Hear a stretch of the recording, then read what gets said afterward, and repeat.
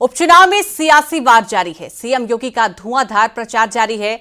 CM योगी ने अंबेडकर जिले के कटहरी में चुनाव प्रचार किया है। इस मौके पर उन्होंने समाजवादी पार्टी पर ताबड़तोड़ प्रहार किए। सीएम योगी ने कहा है कि जितने भी अपराधी पकड़े जा रहे हैं उनमें ज्यादातर समाजवादी पार्टी से जुड़े हैं। अयोध्या, कन्नौज और लखनऊ की घटनाओं का जिक्र करते हुए कहा कि देख सपाई बिटिया घबराई। सीएम योगी ने अखिलेश के पीडीए को एक नई परिभाषा दी है। सीएम योगी ने समाजवादी पार्टी पर अपराधियों का संरक्षण देने का आरोप लगाते हुए पीडीए का मतलब प्रोडक्शन हाउस ऑफ दंगाई एंड अपराधी बताया है। आज की समाजवादी पार्टी क्या हो गई है? देख सपाई बिटिया घबराई। देख सपाई बिटिया घबराई। एक निषाद बेटी के साथ अयोध्या में ये समाजवादी नेता मोइन खान किस प्रकार की कृत्य कर रहा था, जेल के अंदर उसको इसीलिए भेजा गया और समाजवादी पार्टी उस दुष्कर्मी को फिर भी अंतिम समय तक बचा करके क्लीन चिट दे रही थी। कन्नौज के अंदर एक दलित बेटी के साथ क्या व्यवहार ये लोग कर रहे थे, आपने लखनऊ में देखा होगा। उस दिन भारी बारिश पड़ी थी और एक बेटी अपने परिवार के साथ मोटरसाइकिल से जा रही थी। ऐसे ही एक उच्छृंखल सपाई के द्वारा उस बेटी को मोटरसाइकिल से गिरा करके किस प्रकार से अपमानित किया जा रहा था। इस समाजवादी पार्टी ये पीडीए की बात तो करती है, लेकिन मैं आपको बताऊं इनका पीडीए क्या है। ये प्रोडक्शन हाउस ऑफ दंगाई एंड अपराधी है। ये एक नई परिभाषा इसको हम दे रहे हैं, प्रोडक्शन हाउस ऑफ दंगाई एंड अपराधी। याद करिए, प्रदेश का कोई भी जितना बड़ा अपराधी और माफिया होगा, जितना बड़ा वह दंगाई होगा, वह समाजवादी पार्टी के इस प्रोडक्शन हाउस का ही हिस्सा होगा।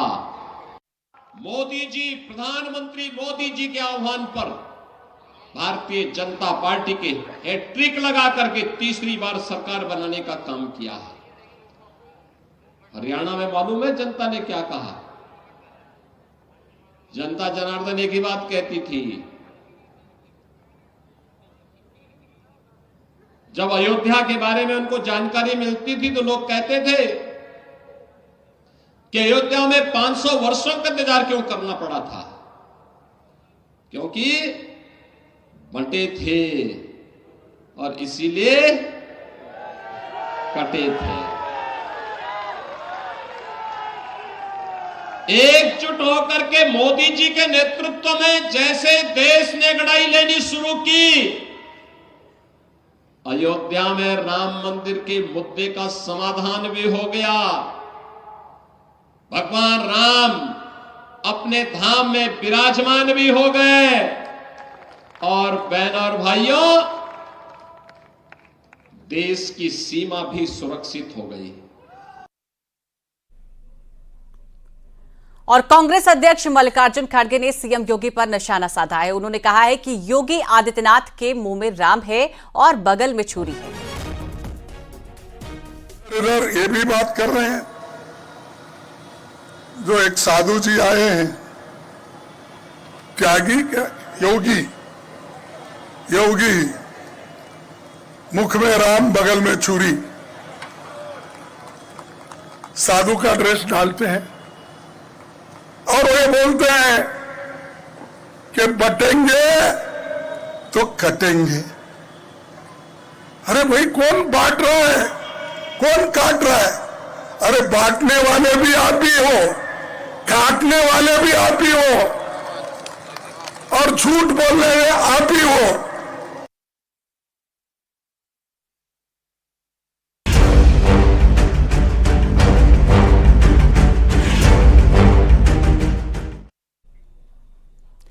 यूपी में उपचुनाव की जंग जारी है। सीएम योगी लगातार चुनावी रैलियों को संबोधित कर रहे हैं। अपनी रैली में सीएम योगी ने समाजवादी पार्टी और कांग्रेस पर जमकर प्रहार किया।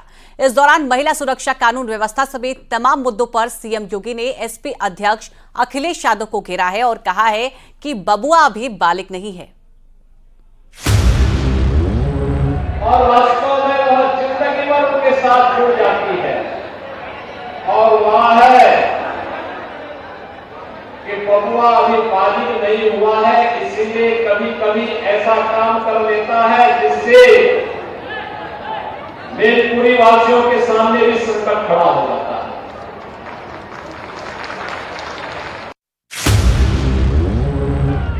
ये देश का इतिहास बताता है, बटे थे तो राम मंदिर का अपमान हमें झेलना पड़ा था। मथुरा में भगवान श्री कृष्ण की, कृष्ण कन्हैया की जन्मभूमि का अपमान हमारे सामने आया था। भगवान विश्वनाथ का अपमान हमारे सामने आया था। क्या कुछ नहीं हुआ था हमारी मां बहनों के साथ में? क्या कुछ नहीं हुआ था बहन और बेटियों के साथ में? अगर इस सब के बावजूद भी गांधारी की तरह आंखों पे पट्टी बांध करके हम जाति के नाम पर बटे हुए हैं, अपने स्वार्थों में बटे हुए हैं, तो बहन और भाइयों, कटने के सिवाय हमारी दूसरी नियति नहीं हो सकती है। और मैं तो इसीलिए आपसे कहने के लिए आया हूं, बटो मत। ये बांटने वाले लोग आपके दुश्मन हैं। आपके चेहरे पर मीठी मीठी बातें बोलेंगे, इनके बहकावे में मत आओ। और मैं तो कहता हूं, बटोगे तो कटोगे, एक रहोगे तो नेक रहोगे, एक रहोगे तो सेफ रहोगे। आज मैं कह सकता हूं कि जहां दिखे सपाई वहां बिटिया घबराई। आपने देखा होगा उनके कारनामों को। अयोध्या में नजारा आपने देखा होगा, कन्नौज में देखा होगा। ये नया ब्रांड है समाजवादी पार्टी का, ये नया ब्रांड है इनका। इनको लोग लाज नहीं, ये आस्था के साथ खिलवाड़ करने वाले लोग हैं। बेटी और बहन की सुरक्षा में सेंध लगाने वाले लोग हैं। इनके वास्तविक संस्कार देखने हैं तो समाजवादी पार्टी के मीडिया सेल के सोशल मीडिया हैंडल को देखिए, कितने घटिया स्तर की बातों को ये लोग करते हैं। ये समाजवादी पार्टी के वास्तविक चरित्र को दिखाता है। समाजवादी पार्टी, इसकी पहचान क्या है? इसका असली चेहरा देखना है। अयोध्या में निषाद और कश्यप जाति की बेटी के साथ इनके नेता ने जो किया था, मोइन खान ने जो कृत्य किया था, वो किसी से छुपा हुआ है क्या? इनके एक नेता कन्नौज में भी है, उसने जो कृत्य किया था एक बेटी के साथ में। बहनों और भाइयों, सभ्य समाज के लिए कलंक है। और मैं इसीलिए बार बार कहता हूं, ये लाल टोपी, काले कारनामे, इसको पनपने मत दीजिए। उत्तर प्रदेश को ये लोग फिर से जो विकास की मुख्य धारा के साथ जुड़ करके सुरक्षा और समृद्धि का एक मानक तय कर रहा है, यह फिर से उत्तर प्रदेश को अराजकता की ओर धकेल देगा। आपने 2017 के पहले के उत्तर प्रदेश को देखा है, 2017 के बाद का उत्तर प्रदेश भी आप देख रहे हैं। यही अलीगढ़ था, यही अलीगढ़ था। हर 10 दिन में यहां कर्फ्यू लगता था या उपद्रव होता था। आज 7.5 वर्ष में कोई उपद्रव हुआ? कोई उपद्रव करने की हिम्मत कर पाएगा क्या? कोई गुंडागर्दी करने का दुस्साहस कर पाएगा क्या? उसको भी मालूम है, जो उपद्रव करेगा, निर्दोष व्यापारियों की दुकानों पे आगजनी करेगा, बेटी और बहन की इज्जत के साथ खिलवाड़ करेगा। एक तरफ यमराज इंतजार कर रहा होगा उसका, और दूसरी ओर बाप दादों ने अगर कोई संपत्ति अर्जित की है तो संपत्ति भी कब्जे में लेकर के गरीबों में बांटने का काम कर देंगे। कैसे कैसे षड्यंत्र करते हैं, कितना इन्होंने झूठ बोला था, अफवाह फैलाई थी लोकसभा चुनाव के दौरान, आज तो एक्सपोज हो गए। कहते थे खटाखट खटाखट, कहां वो खटाखट है? 1-1 लाख रुपए देने की जो बात कही थी समाजवादी पार्टी और कांग्रेस ने, आज वो कहां वो पैसा है? एक खटाखट नहीं, एक चुनाव आया है, अब इनका सफाचट कर दीजिए, कर दीजिए, एक बार मौका दे दीजिए और हमेशा के लिए याद रखना जो आपकी सुरक्षा पे सेंध लगाए, जो आपके विकास में बाधक बने, जो अराजकता का प्रतीक हो, गुंडागिर्दी का प्रतीक हो, गुंडों और अपराधियों को प्रश्रय देता हो, ऐसे लोगों को किसी भी स्थिति में स्वीकार नहीं किया जाना चाहिए, किसी भी स्थिति में स्वीकार नहीं किया जाना चाहिए। भारत का संविधान अनुसूचित जाति जनजाति को और मंडल कमीशन की रिपोर्ट के आधार पर पिछड़ी जाति के लोगों को आरक्षण की सुविधा देता है, लेकिन इस सुविधा अलीगढ़ मुस्लिम विश्वविद्यालय में क्यों नहीं मिल पाती है? क्यों नहीं मिल पाती है? जब भारत का पैसा लगा है तो अनुसूचित जाति जनजाति और पिछड़ी जाति के लोगों को भी वहां आरक्षण की सुविधा का लाभ मिलना चाहिए, नौकरी में भी मिलना चाहिए और अनुसूचित जाति और पिछड़ी जाति के बच्चों को प्रवेश में भी वहां ये सुविधा प्राप्त होनी चाहिए। लेकिन क्यों बंद किया गया? क्योंकि कांग्रेस नहीं चाहती है, समाजवादी पार्टी नहीं चाहती है, बहुजन समाज पार्टी नहीं चाहती है, क्योंकि इन सबको वोट चाहिए, वोट बैंक को बचाने के लिए लोग आपकी भावना के साथ और राष्ट्रीय एकता और अखंडता के साथ खिलवाड़ कर रहे हैं। अब तो अलीगढ़ में अपना विश्वविद्यालय हो गया है, विश्वविद्यालय के लिए आपने ताली नहीं बजाई, लगता पढ़ने लिखने में रुचि नहीं है क्या? अरे विश्वविद्यालय आपकी पीढ़ियों को बनाएगा, ये एक दिन के लिए नहीं है, कई पीढ़ियों को बनाने का कार्य करेगा। और याद करना, इसको एक प्रतिस्पर्धा में लेके आना है कि अब राजा महेंद्र प्रताप सिंह जी का विश्वविद्यालय वहां आगे बढ़ता है या ये आगे बढ़ता है। डबल इंजन की सरकार आई है, आज उत्तर प्रदेश के अंदर 56 लाख गरीबों का एक आवास बन गया है, 56 लाख गरीबों का, 2,62,00,000 परिवारों का घर में शौचालय बन गया है, 1 करोड़ परिवार ऐसे हैं जिनको उत्तर प्रदेश के अंदर वृद्धावस्था पेंशन, निराश्रित महिला पेंशन और दिव्यांग जन पेंशन में 12,000 रुपए सालाना सरकार उपलब्ध करा रही है, डबल इंजन की सरकार उपलब्ध करा रही है। वहीं एसपी अध्यक्ष अखिलेश यादव ने भी आज बीजेपी सरकार को घेरा है। महिला सुरक्षा, एनकाउंटर, बुलडोजर एक्शन पर तो सरकार से सवाल किया ही, साथ ही कटोगे तो बटोगे के नारे पर भी निशाना साधा है। जिस समय ये सरकार में आए और सरकार के आज के आंकड़े अगर हम देखें तो हर मानक में, चाहे वो महंगाई हो, बेरोजगारी हो, भ्रष्टाचार हो और चाहे महिला सुरक्षा के सारे रिकॉर्ड तोड़े हैं। न केवल रिकॉर्ड तोड़े हैं बल्कि महिला सुरक्षा को लेकर के, उन्हें न्याय को लेकर के इतना महिलाएं या बेटियां कभी मुख्यमंत्री आवास में आत्मदाह करने नहीं आई जितनी इस सरकार में आई हैं। लोगों को न्याय नहीं मिलता, तहसीलों में जान दिए उन्होंने, अधिकारियों के सामने आत्मदाह करने की कोशिश की है। और सोचिए, मुख्यमंत्री कार्यालय के बगल में कितने ऊंचे खंबे पर केवल न्याय मिल जाए उसकी बात सुन लें, उसलिए गरीब को कहां कहां नहीं जाना पड़ रहा है।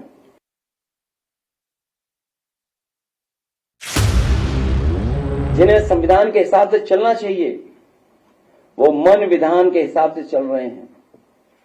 और जो नारा कभी अंग्रेजों ने लगाया था,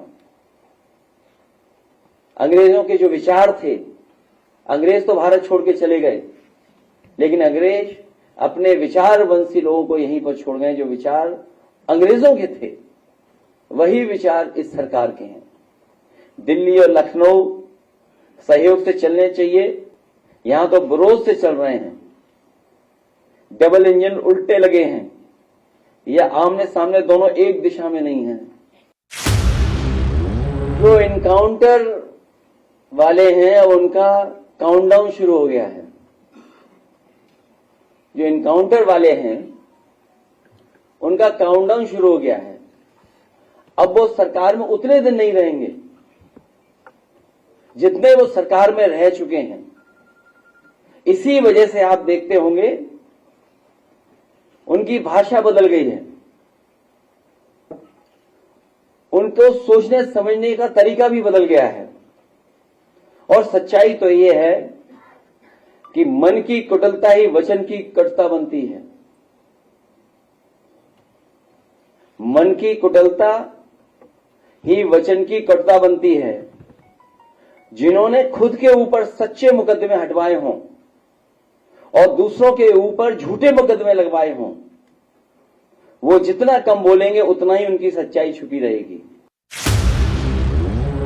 जिनके राज में साधु संतों तक से पक्षपात किया जा रहा हो, संत समाज के बीच झगड़े करवाए जा रहे हैं, जो अपने से बड़ा किसी और को नहीं समझते हैं, वो कैसे योगी हैं। संतों में भी झगड़ा कराने का काम अगर कोई कर रहा है तो सरकार के लोग मिलकर के करवा रहे हैं। हमारे यहां कहा जाता है कि जो जितना बड़ा संत होता है, ये हमारी परंपरा रही है जो हम लोगों ने सीखी और समझी है और जानी है, कि हमारे यहां कहा जाता है कि जो जितना बड़ा संत होता है वो उतना ही कम बोलता है, और जब बोलता भी है तो जन कल्याण के लिए, इसलिए उसके वचन प्रवचन कहलाते हैं। यहां तो सब उल्टा ही है, इनकी योग्यता की परीक्षा करवानी पड़ेगी। और व्यक्ति वस्त्र से नहीं, व्यक्ति वस्त्र से नहीं, वचन से योगी होता है।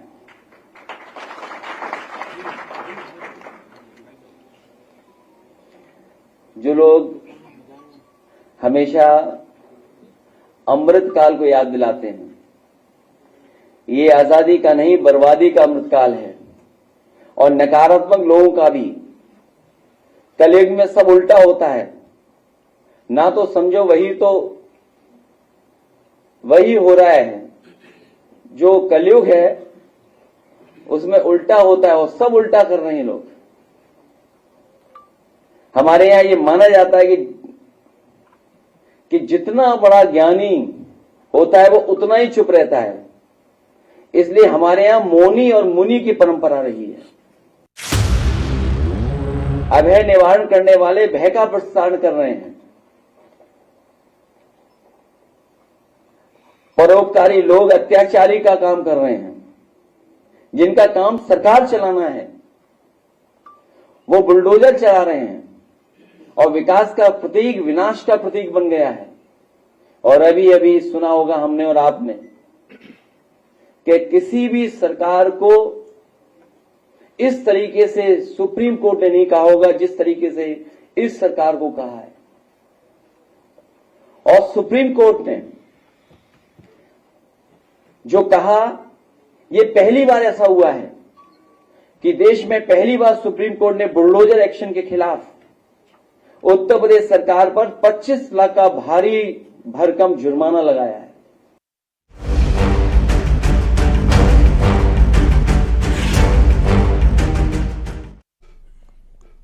बीजेपी ने परिवारवाद को लेकर बिना नाम लिए कांग्रेस पर निशाना साधा है। यूपी बीजेपी की प्रवक्ता एसएन सिंह ने कहा है कि देश में खानदानी कुर्सी वाली पार्टी है, ये जनता का भला नहीं चाहती है।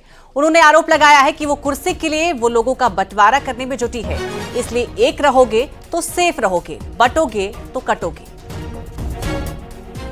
देखिए, देश में एक खानदानी कुर्सी वाली पार्टी है जो सिर्फ कुर्सी के लिए कार्य करती है, जिनके परदादा वो मुगलों के कोतवाल बन जाते हैं कुर्सी के लिए, जिनके दादा वो अंग्रेजों के वकील बन जाते हैं कुर्सी के लिए, और उसी परिवार के कुर्सी के लिए देश का बंटवारा करा के देश का प्रधानमंत्री बन जाते हैं। आज वही कुर्सी वाली पार्टी, खानदानी कुर्सी वाली पार्टी के एक साहबजादे वो देश में बंटवारे की राजनीति चला रहे हैं। जातियों में बांटो, धर्म में बांटो, वर्ण में बांटो, क्षेत्र में बांटो, ऐसे बंटवारे की बात करते हैं। लेकिन देश की जनता समझदार है, वो जान रही है कि ये जो खानदानी कुर्सी वाले लोग हैं ना, ये देश का भला नहीं चाहते हैं। इन्होंने देश का भला नहीं किया।